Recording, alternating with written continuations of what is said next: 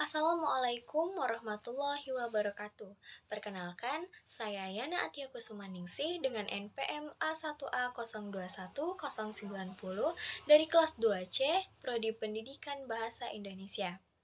Baik, pada video kali ini saya akan sedikit bercerita mengenai cerpen Bahagiaku Istimewa.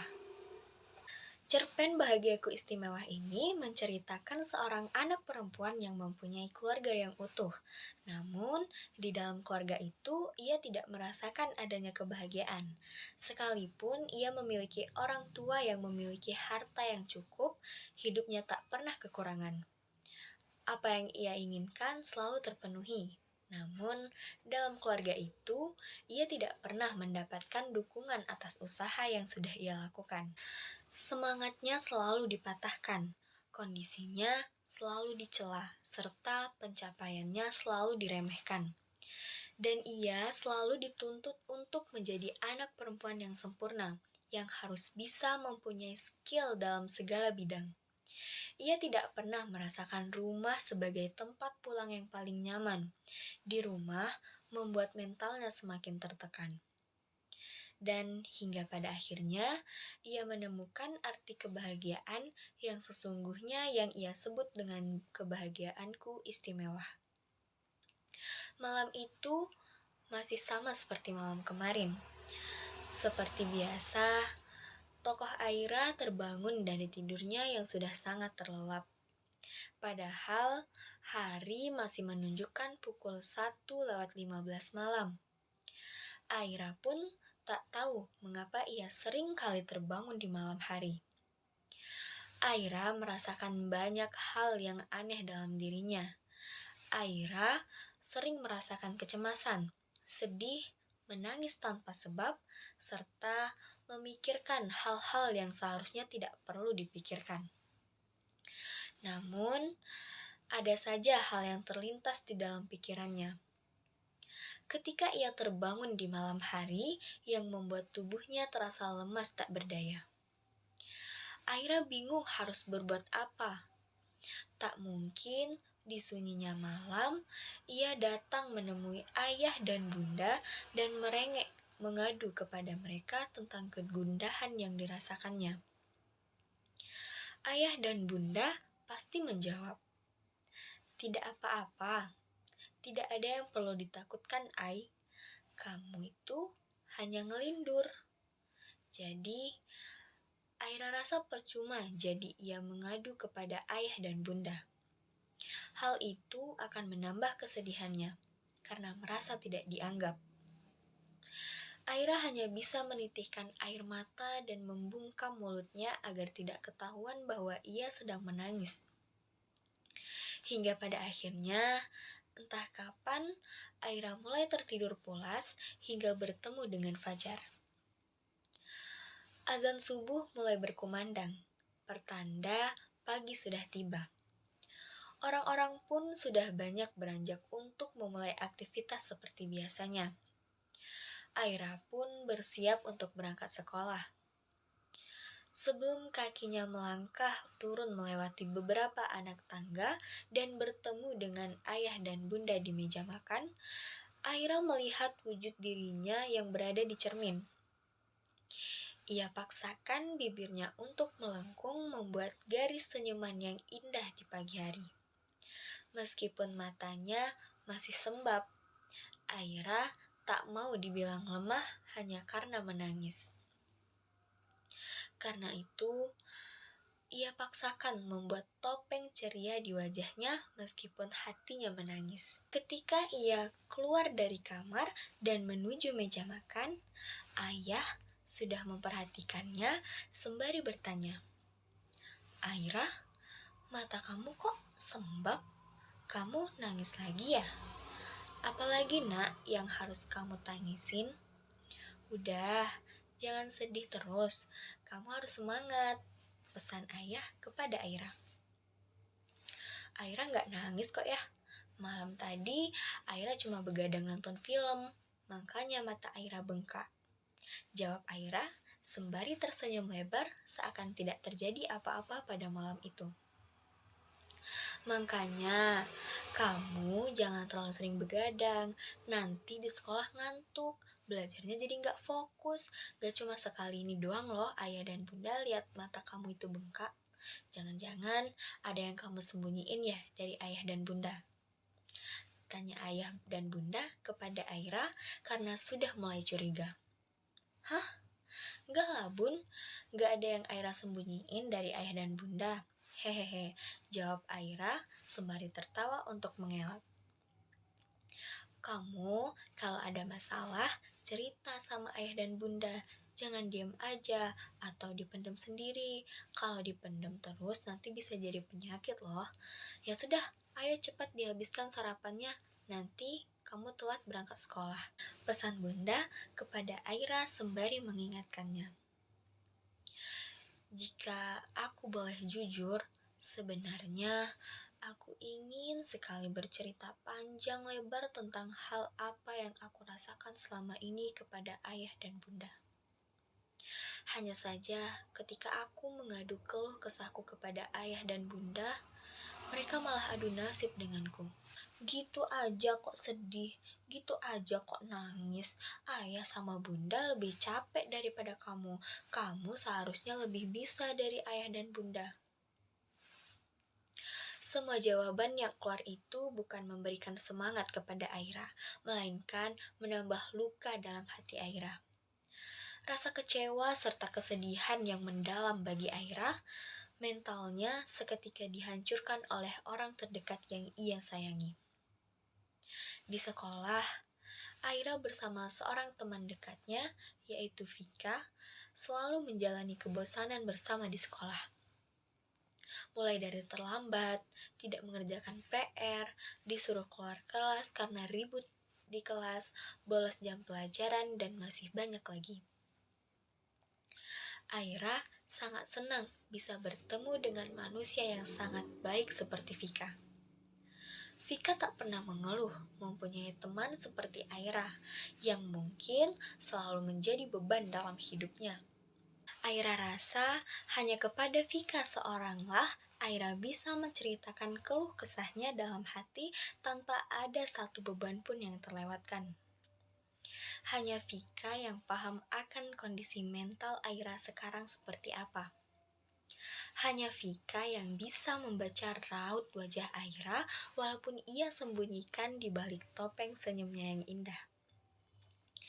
Hari ini, di jam pertama hari Senin, Bu Rina selaku guru sejarah tidak masuk dikarenakan sedang menjalankan pelatihan di luar kota. Jam kosong menjadi momen yang sangat berharga bagi seluruh siswa. Aira, kamu kenapa sih? Beda banget, gak seperti biasanya? Tanya Vika yang merasakan keanehan dalam diri Aira. Memangnya apa yang aneh dari aku, Vik? Tanya Aira kepada Vika untuk memastikan. Ya, kamu tuh akhir-akhir ini sering banget ngelamun, diajakin ngobrol, ngomong gak nyambung, lebih sering menyendiri, udah gak pernah pecicilan lagi kayak dulu. Pokoknya banyak deh yang berubah dari kamu, Ai, jawab Vika sambil menjelaskan hal yang berbeda dari Aira. Sebenarnya aku juga menyadari perubahan yang terjadi dalam diriku, Fik. Terkadang aku juga bingung harus gimana. Akhir-akhir ini mood aku naik turun gak jelas. Aku susah buat ngontrol emosi. Aku juga susah untuk berpikir positif. Nangis tanpa sebab. Bahkan orang tuaku pun sering menyepelekan kondisiku. Capek juga ya, Fik, sama keadaan yang seakan-akan tidak memberikanku kesempatan untuk merasakan kebahagiaan seperti dulu lagi. Jawab Aira atas pertanyaan Vika tadi. Hus, gak boleh ngomong gitu, Ai. Aku tahu apa yang kamu rasain. Jadi dewasa itu emang sulit. Gak sehura-hura yang kita bayangin waktu kecil dulu, Ai. Kalau aku lihat-lihat sih, kamu itu lebih mengutamakan kebahagiaan orang lain daripada kebahagiaanmu sendiri, Ai. Kamu berusaha membuat semua orang tertawa, tapi kamunya menangis. Kamu berusaha menghibur orang, tapi kamunya sendiri sedih. Kamu nolongin orang yang nyatanya dia hanya memanfaatkan kebaikanmu. Dan parahnya lagi, kamu berusaha untuk perfect demi disukain banyak orang. Mulai sekarang, berhenti, Ai. Itu semua bakal nyiksa diri kamu, terutama mental kamu, Ai. Kamu bisa bahagia dengan caramu sendiri. Dan kamu harus jadi diri sendiri, Ai. Jangan jadi diri orang lain. Coba lihat, pada saat kamu merasakan kesedihan, satu pun dari mereka gak ada yang mencoba belain atau coba menghibur kamu. Itu artinya kamu cuma dimanfaatin doang, Ai. Kita boleh bantuin orang, tapi sebisa kita aja. Gak perlu harus mengorbankan kebahagiaan kita buat orang lain. Jawab Vika, berusaha untuk menyadarkan Aira. Seketika Aira tersadar. Seakan teriris mendengar penjelasan Vika tadi, sebegitu bodohnya Aira merelakan kebahagiaannya hilang demi menciptakan kebahagiaan dalam diri orang lain. Vik, aku juga bingung harus berbuat apa. Orang tuaku pun menganggap remeh akan hal ini. Aku tidak pernah mendapatkan dukungan atas usaha yang sudah kulakukan. Semangatku selalu dipatahkan. Kondisiku selalu dicela. Pencapaianku selalu diremehkan. Dan aku selalu dituntut untuk menjadi anak perempuan yang sempurna, Fik. Yang harus bisa mempunyai skill dalam segala bidang. Dan aku pun tak pernah merasakan rumahku menjadi tempat pulang ternyaman seperti yang kau rasakan, Fik. Tidak ada yang tahu akan kondisi mentalku saat ini. Bahkan sempat terlintas dalam pikiranku untuk mengakhiri hidup, namun gagal. Dan tanganku sudah penuh dengan sayatan pun tidak ada satu orang pun yang mengetahui akan hal itu, Fik. Jawab Aira kepada Vika sambil menitihkan air mata. Astaga, Ai, sampai segitu jauhnya kamu berpikir untuk mengakhiri hidupmu. Jawab Vika yang merasa sangat tak percaya kepada pernyataan Aira tadi.